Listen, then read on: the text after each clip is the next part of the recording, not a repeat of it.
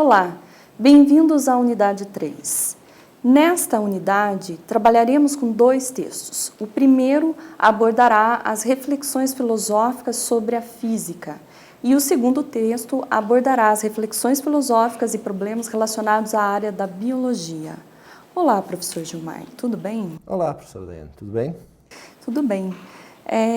Diante dessa reflexão filosófica no âmbito da física, você poderia explicar para nós como que funciona essa relação entre filosofia e física? Sim. A física, de modo geral, ela sempre se pautou, ela pode ser considerada uma grande inspiradora para a própria filosofia. Há diferentes formas, há diferentes motivos para nós, filósofos, admirarmos a própria física. Entre eles estão o quê? Os modelos teóricos fornecidos pela própria física.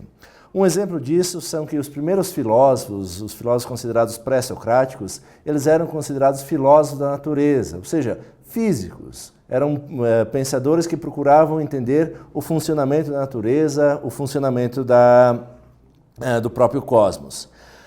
Se pegarmos ao longo da história da própria física ou a história da própria filosofia, elas acabam, teoricamente, se sobrepondo, com eventos e alguns episódios extremamente interessantes. Por exemplo, a Revolução Copernicana, com as obras de Galileu, Copérnico, Newton, que são tanto filósofos quanto cientistas, físicos, são tão físicos quanto filósofos, ou seja, pensadores que procuraram fazer o quê? Encontrar, a partir de uma análise lógica, racional, sistêmica, explicações para o comportamento do próprio universo.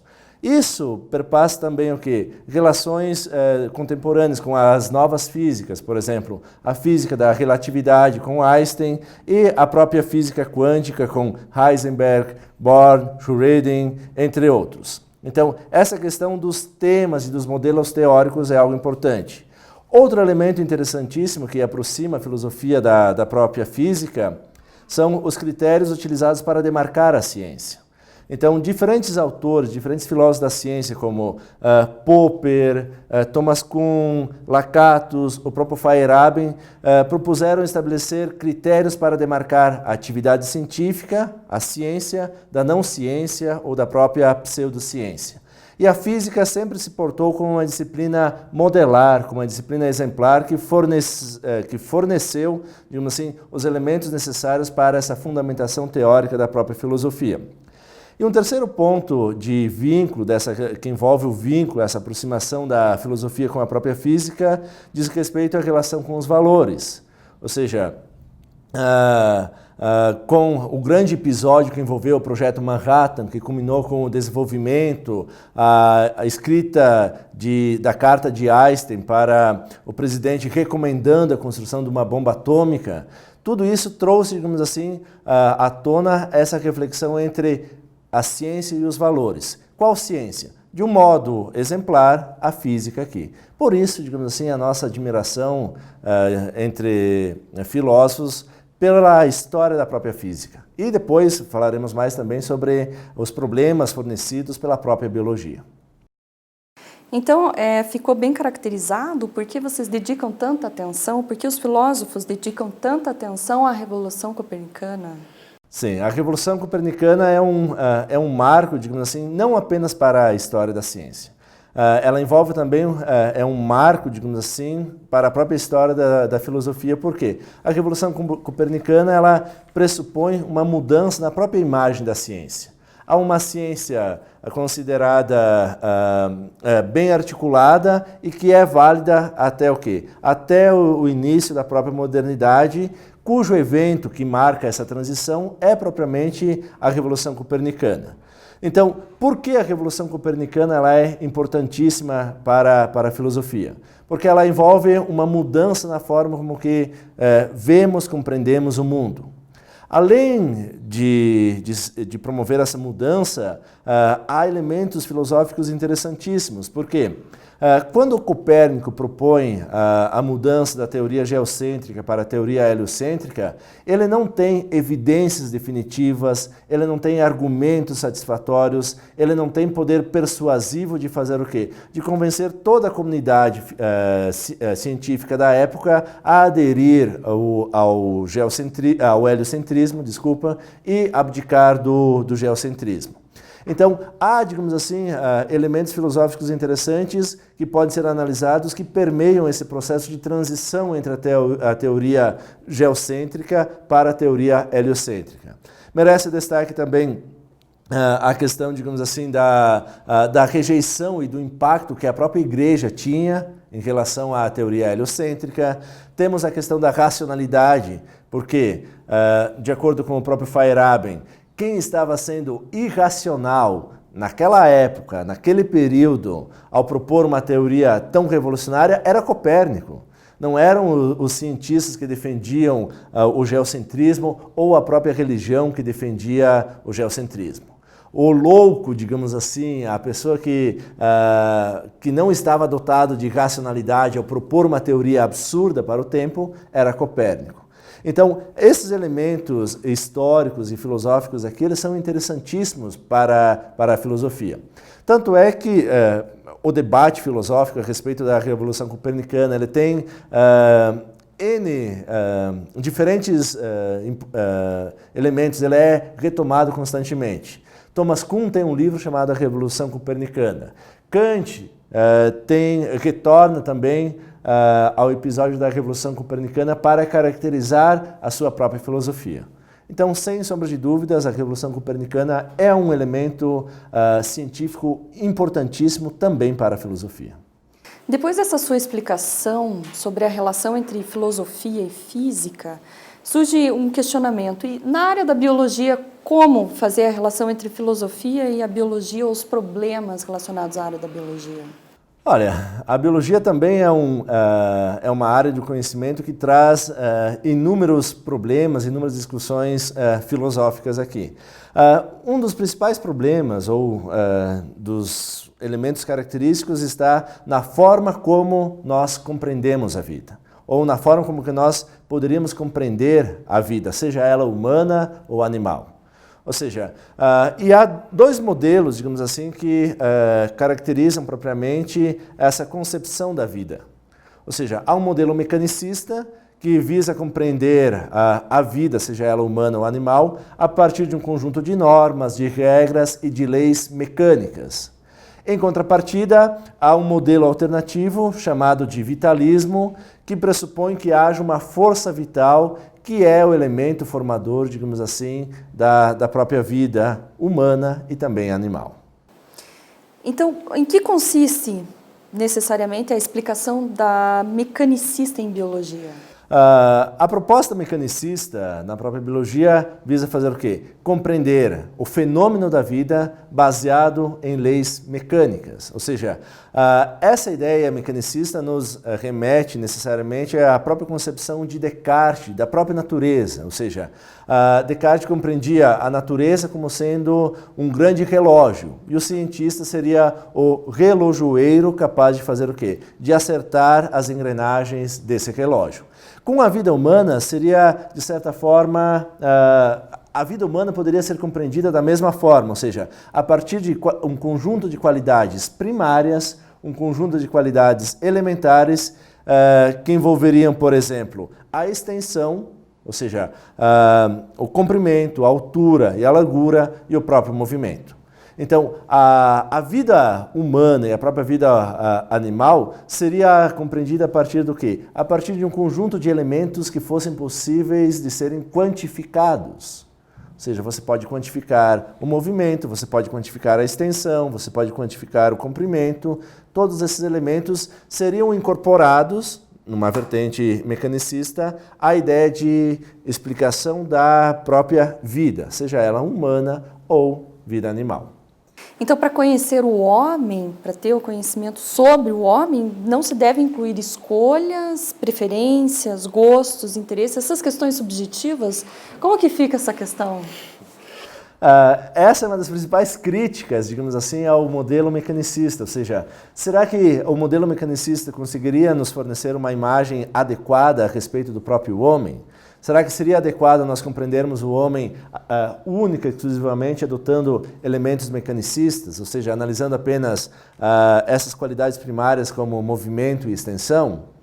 De certa forma, isso não nos fornece uma visão, uma abordagem adequada sobre a própria vida humana. Por quê? Se a abordagem mecanicista estivesse certa, nós precisaríamos privar da explicação sobre a vida humana toda a subjetividade, escolhas, desejos, elementos, digamos assim, que parecem necessários para fazer o quê? Para compor aquilo que nós chamamos de vida humana. Há um ditado que agora me vem à mente, que um professor há muito tempo atrás dizia: o ser humano não é apenas carne, osso, cabeça e pescoço. Ou seja, não há apenas essa concepção de elementos que possam ser mensuráveis e palpáveis, que conseguem dar, digamos assim, uma noção, uma explicação adequada para a vida. Então, a proposta mecanicista ela sofre várias críticas quando ela se propõe a explicar a origem, a existência da vida humana. E diante disso, né, de toda essa discussão, qual seria então uma proposta alternativa ao mecanicismo? Ao mecanicismo? Olha, ao longo da história, digamos assim, nós poderíamos apresentar, dizer que há duas propostas. Uma existente já na Grécia Antiga, na época dos primeiros filósofos, que é o animismo, ou seja, a ideia de que o cosmos, o mundo, é um todo ordenado, é um todo vivo, e o que coloca, digamos assim, o que põe esse universo, essa natureza em movimento é uma ânima, ou seja, é uma alma, é um princípio inerente que estaria nos objetos. Então, os objetos são vivos, por quê? Porque eles possuem uma ânima, ou seja, o primeiro motor que colocaria esses seres vivos em movimento seria a própria alma. Então, essa proposta ela sofreu críticas muito fortes, principalmente do mecanicismo. Ou seja, o mecanicismo ele tentou banir a ideia de o nosso universo ser povoado por diferentes almas. Porém, há um conjunto alternativo de propostas que é denominado de vitalismo, que foi apresentado praticamente no final do século XVIII por um conjunto de médicos franceses de Montpellier, que defendem basicamente o vitalismo, ou seja, que há uma força vital que colocaria, digamos assim, que serviria como primeiro motor para colocar em movimento, para explicar a vida, seja ela humana ou animal. Porém, essa concepção, tanto a concepção animista quanto a concepção vitalista, elas sofreram ainda inúmeras críticas do próprio mecanicismo e não conseguiram, digamos assim, adquirir um estatuto de cientificidade. Então, a proposta tanto animista quanto vitalista, elas sofreram diferentes baques, diferentes duras e severas críticas, não apenas diferentes, mas duras e severas críticas. Por quê? Porque não conseguiram ostentar um estatuto de cientificidade. E qual é então a proposta que atualmente é aceita na biologia?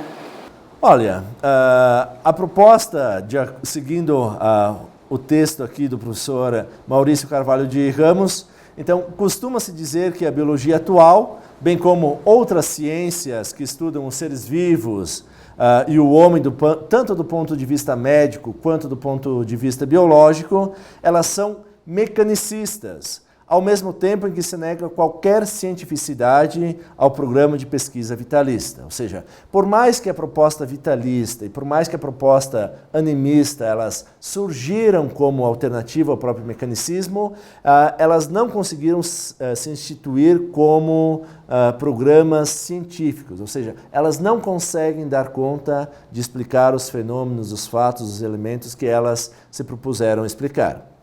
Contudo, essas críticas fornecidas tanto pelo animismo quanto pelo vitalismo provocaram uma certa reformulação no próprio entendimento de vida, digamos assim, contida no mecanicismo. Então, antes dessas críticas, principalmente do vitalismo, a concepção de animal era vista, digamos assim, de vida era um animal ou uma vida relacionada à máquina, que era regida principalmente por leis físico-químicas, ou seja, uma estrutura física e química explicaria, por exemplo, a existência da vida, tanto humana quanto animal. Pós essas críticas, então, há uma mudança na concepção. O animal-máquina é, de certa forma, de acordo com o professor Maurício Carvalho de Ramos, substituída por uma concepção de um animal químico. E as leis físico-químicas passam a ser reestruturadas e compreendidas ou até mesmo substituídas por leis de uma natureza bioquímica, biomolecular, biomecânica. Ou seja, não explicamos mais a vida humana ou dos demais animais recorrendo apenas a aspectos físicos e químicos, mas bioquímicos, biofísicos, biomoleculares, biomecânicos. Ou seja, há uma espécie de reestruturação e até mesmo uma certa evolução em relação ao próprio mecanicismo. Mas, em linhas gerais, e para a gente fechar um pouco essa discussão, a física e a própria biologia, elas são disciplinas que mexem, digamos assim, com elementos fronteiriços com a própria questão filosófica. Ou seja, a ciência moderna ela surgiu como uma ciência emancipada e que acabou produzindo o quê? Uma ruptura bastante radical com a própria filosofia. Mas quando que áreas do conhecimento, como a física e a biologia, elas deixam de ser meramente experimentais e começam a lidar com questões mais específicas, como na própria biologia, em relação à clonagem, em questão à descoberta do genoma humano, questões dessa natureza, elas automaticamente vão ao encontro da própria filosofia. Então, dizer ou pressupor que a filosofia ela está completamente separada das áreas científicas demonstra, de certa forma, uma visão ingênua em relação à própria atividade científica. Então, há muitos temas, há muitos problemas, há muitos pontos que são complementares, tanto para a filosofia quanto para a ciência. Uma abordagem adequada desses problemas científicos envolve necessariamente uma reflexão filosófica. E uma reflexão filosófica sobre questões limítrofes, como as apresentadas aqui, pressupõe necessariamente um conhecimento adequado, tanto de física quanto da própria biologia. Professor Gilmar, muito obrigada pelos seus esclarecimentos, obrigada pela atenção de todos e desejamos um bom estudo para todos.